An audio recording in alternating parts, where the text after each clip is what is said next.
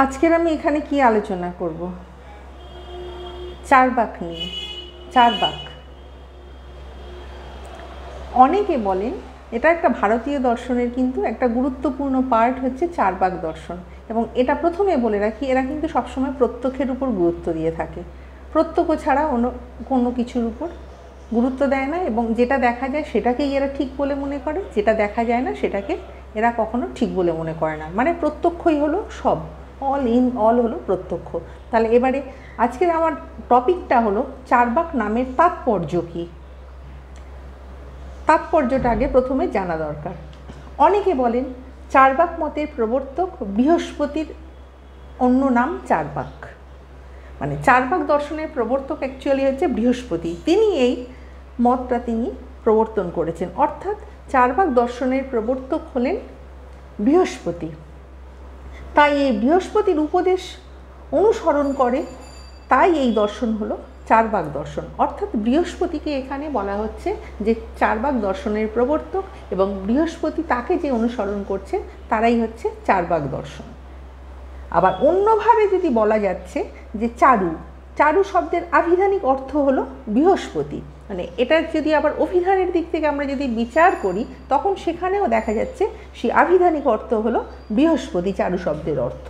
তাই বৃহস্পতির বাক বা উপদেশকে বলা হয় চার্বাক মত।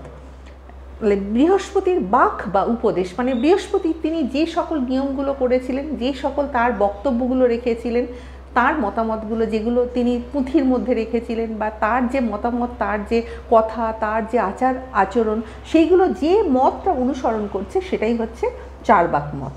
তাহলে বৃহস্পতির মানে বৃহস্পতির পথ অনুসরণকারীরাই হচ্ছে চার্বাক, এক কথাতে বলা যায়।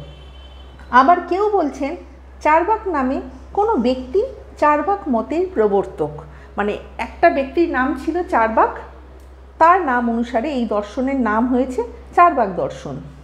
আবার আরেকজন বলছেন চার্বাক ব্যক্তি বিশেষের নাম নয়। তাহলে এখানে মানে এই নিয়ে বিভিন্ন রকম মতভেদ রয়েছে। কেউ বলছে ব্যক্তিবিশেষ, কেউ বলছে আবার বলছে এখানে, আবার কেউ বলছে যে না, ব্যক্তি বিশেষের কোনো নাম নয়। যারা ইন্দ্রিয় সম্ভোগের চারু বা রমণীয় কথা বলে তারাই হচ্ছে চার্বাক। অর্থাৎ মুখে খুব ভালো ভালো কথা বলে, মিষ্টতা যাদের কথার মধ্যে, খুব সুন্দরভাবে কথা বলে, রমণীয় কথা বলে, মানে মানুষকে আকর্ষণ করবে, মানুষ মানে খুশি হবে, প্রভাবিত হবে, সম্ভবিত হবে, সেই ধরনের কথা যারা বলছে তাদের বলা হচ্ছে চার্বাক।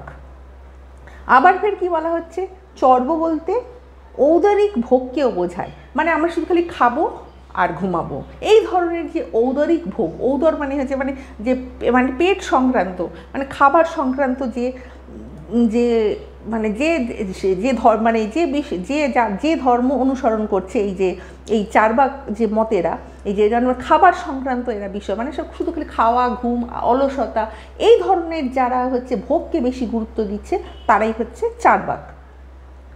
চার্বাকরা দৈহিক ভোগবাদী। আমি আগেই বলেছি যে এরা দৈহিক ভোগের উপর বেশি গুরুত্ব দিচ্ছে, ঔদরিক বিষয়টাকে খুবই গুরুত্ব দিচ্ছে, মানে খাবার উপর এরা এতটাই বেশি গুরুত্ব দিচ্ছে, তাই এদের বলা হচ্ছে ঔদরিক বা ভোগবাদী। চার্বাকদের বক্তব্য হচ্ছে লোকায়ত, অর্থাৎ মানে লোকায়ত বক্তব্য, মানে এটা হচ্ছে মানে মানে যেটা দেখা যায়, যেটা আমাদের চক্ষুর সামনে দেখা যাচ্ছে সেটাই হচ্ছে কিন্তু এরা মানছে।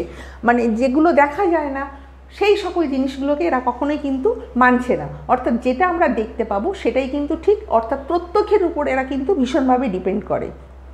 তাই চার্বাকদের বক্তব্য হচ্ছে লোকায়ত, অর্থাৎ লোকচক্ষুর সামনে সব কিছু করা। আমরা কিন্তু লুকিয়ে চুরিয়ে যেটা করবো সেটা কিন্তু হবে না, মানে যেটা আমরা দেখতে পাচ্ছি না সেই ধরনের কোনো কিছু কথা বলতে পারবো না। তাই চার্বাকদের হচ্ছে লোকচক্ষুর সামনে যা কিছু করা হচ্ছে সেটাই হচ্ছে চার্বাক।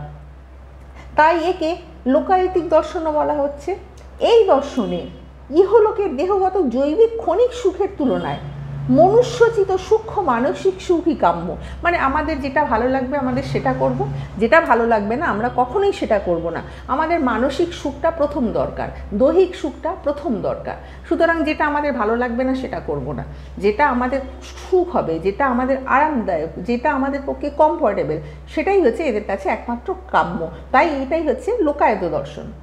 এরা ইন্দ্রিয়বাদী, দেহাত্মবাদী, প্রাণাত্মবাদী এবং সুশিক্ষিত চার্বাক নামেও পরিচিত। এদের মধ্যে তাহলে কি বলা হচ্ছে যে এরা ইন্দ্রিয়বাদী, প্রাণাত্মবাদী, দেহাত্মবাদী, মানে এরা দেহ ভোগটাকেই যেহেতু সব থেকে বেশি গুরুত্ব দিচ্ছে তাই এদের দেহাত্মবাদী বলা হচ্ছে, প্রাণাত্মবাদী বলা হচ্ছে।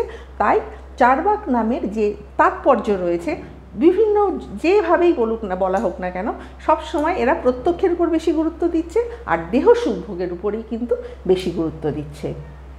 আমার ভিডিও তোমাদের ভালো লাগলে তোমরা অবশ্যই লাইক, কমেন্ট, শেয়ার এবং সাবস্ক্রাইব করতে ভুলো না। নেক্সট টাইম আরও একটা নতুন ভিডিও নিয়ে তোমাদের সামনে উপস্থিত হব।